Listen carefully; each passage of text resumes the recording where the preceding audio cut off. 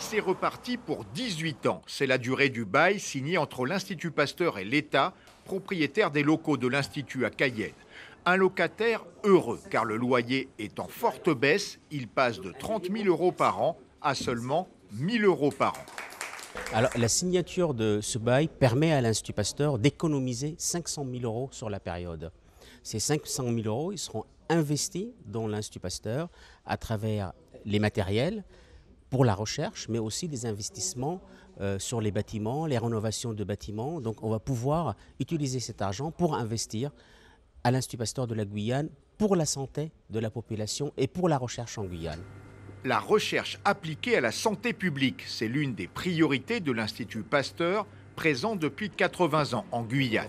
Ici, l'unité entomologie médicale qui travaille sur les moustiques. Ici, s'intéresse en fait aux moustiques. Et pourquoi les moustiques? Parce que d'une part ils piquent l'homme et d'autre part parce qu'ils transmettent beaucoup de virus ou des parasites qui sont susceptibles de donner des maladies aux gens. Donc c'est vraiment un aspect santé publique, même si on fait de la recherche parfois assez fondamentale.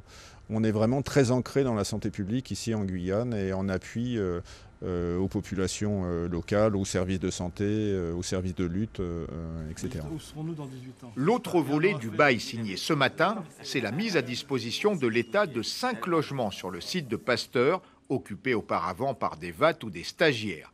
Une fois réaménagés aux frais de l'État, ils deviendront des logements d'urgence, notamment pour les demandeurs d'asile. On va le rénover au sein de la Croix-Rouge.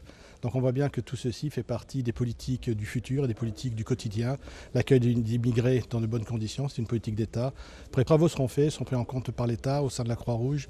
On est en train de passer les conventions avec la DGCOPOC qui a en charge cette urgence sociale, et ce qui nous permettra d'être encore là de plus en plus performants, de ne laisser personne sur le trottoir.